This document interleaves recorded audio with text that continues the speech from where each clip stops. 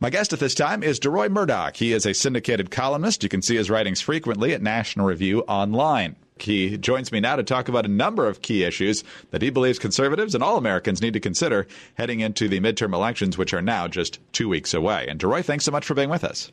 Greg, thanks for having me with you. Well, there's so many issues that are playing into this campaign. Democrats are trying to focus on health care and saying that the Republicans threaten what Democrats and other Americans have in terms of their health care opportunities. Republicans are talking about Brett Kavanaugh. They're talking about this caravan coming up through Central America, which we'll get to in just a second. You've recently written a column that's appeared at National Review Online and elsewhere talking about how the Republicans desperately need to focus on the economy. It's a winning issue for them with the lowest unemployment rate in about 50 years. Tax rates, obviously, a lot lower since last year's legislation. What's the clear message here? Because obviously with short attention spans, you got to crystallize it in just a few sentences or phrases. How do you think the Republicans ought to be maximizing this? Well, Greg, I think it's a really simple question on which every American ought to think about over the next 2 weeks, and that is, are you better off now than you were 2 years ago? It's a very simple question, and I think for almost every American, the answer is yes, we are better off than we were 2 years ago. And if you just go back to October of 2016, when Obama was still president and Donald J. Trump was campaigning against Hillary Clinton, you found, for example, the GDP growth rate was 1.9% for the first half of 2016. It's now more than double that at 4.2%. Overall unemployment was 4.9%. It's now 3.7%. That's the lowest figure since December 1969 when Richard Nixon was in the White House. If you're an adult woman, unemployment was 4.4% under Obama 2 years ago. Today it's 3.3%, and that measure is the lowest level of adult female unemployment since 1953 under President Dwight David Eisenhower. And there are other data along these lines, but the basic picture is that the economy is up and running and thriving and robust, much more than it was just 2 years ago, thanks to Republican tax cuts, Republican deregulation, a much more positive pro-business and pro-free market tone coming out of Washington, D.C., and that is helping Americans from Beverly Hills all the way down to the barrios and from Greenwich down to the ghettos and everything in between. There are those who disagree with that assessment. One of them is the former president, Barack Obama. He was just stumping for Democrats in Nevada on Monday, and when it came to the good economy, he said this. When you hear all this talk about economic miracles right now, remember who started it.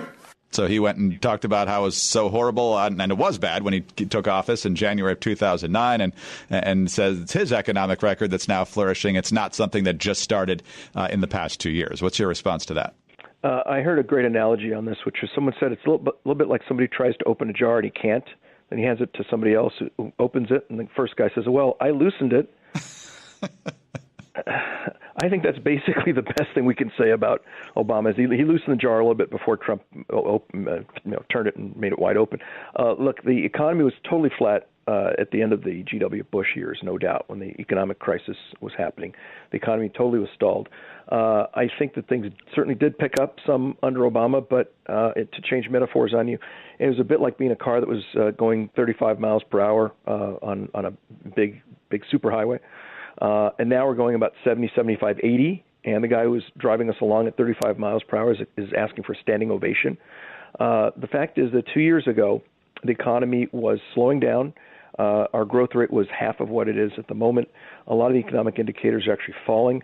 Obama's taxes, the regulations, the suffocating effects of Obamacare really were slowing the economy down, and I think had Hillary been elected, we probably would have gone into a recession. So, yes, things did pick up over where they were over the complete stall of the 07, 08, 09 economic crisis, but they were not picking up at anywhere the speed where they should. And after less than 2 years, it's really only been about 18, 19 months since President Trump was sworn in. The tax cuts, I believe it's 22 regulations eliminated for every new regulation implemented. And basically, Washington, D.C., rather than saying, as Obama famously said, you didn't build that, we did, or the big government did, society did, socialism did, whatever the implication was. The GOP tone is, look, if you're running a business, that's great. That's wonderful. We understand your hard work. We understand your sacrifice. We're here to help. We're not here to get in the way. We're not here to call you names. We're here to cheer you on. And I think because people get up in the morning who are running businesses and think, you know what, Washington, D.C. is not against me. Washington's now on my side. Washington wants to see me succeed.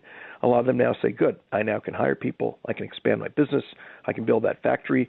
I can fund that business plan. And consequently, you now see 7.14 million job openings in this country, which is a record.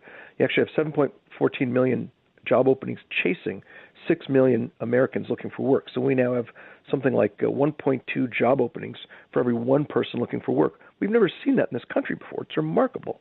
So these are great times and boom times. And the reason we can thank, the people we can thank for that are Republicans and Republican policies.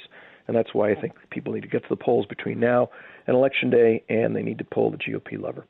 Deroy, you mentioned the impact of Obamacare on businesses and so forth. Yet Democrats are clearly running on health care, largely on pre-existing conditions. And if you look at the issue polls, they give Democrats the edge on this. And we saw it last year when Republicans tried to, I'd say, reform, not repeal completely Obamacare, and it failed in the Senate, and they didn't even try to do it again in this Congress. So how did the Democrats gain the upper hand on this issue after Republicans basically won 4 consecutive cycles off of this? Well, I think the GOP, unfortunately, because of that last-minute thumb down from John McCain, was not able to achieve their promise to repeal Obamacare, and I wish that they brought that back up and finished the job. The good news is that there are a number of excellent, very positive things the GOP has done. First, as part of this huge tax cut, the Obamacare tax penalty on people who don't have insurance under the insurance personal mandate is gone. That's dead. So if you don't buy insurance, the government is not going to tax you money for not having a plan. In other words, you don't have insurance, and now we're going to slap a tax on top of your non-insurance. That was really cruel and unusual, and that's over. So that's done. That's a positive. There is something called association health plans, where small businesses are able to get together and pool their resources and provide their workers with insurance. Private groups such as making this up, for example, the Rotary Club, or it could be the Alumni Association of a college, whatever it is. If you get a big group of people together, you now will be able to offer them health insurance. This is something that has been added by the Republican Party over the last few months. If you're a veteran and you were trapped in the VA system where you had to wait and wait and wait in order to be seen, in some cases veterans were dropping dead before they even could be seen by doctors. Now they have the option under VA Choice to go see a private doctor near them, and Uncle Sam pays the bill, and they get treated quickly, and with people who want to see them promptly.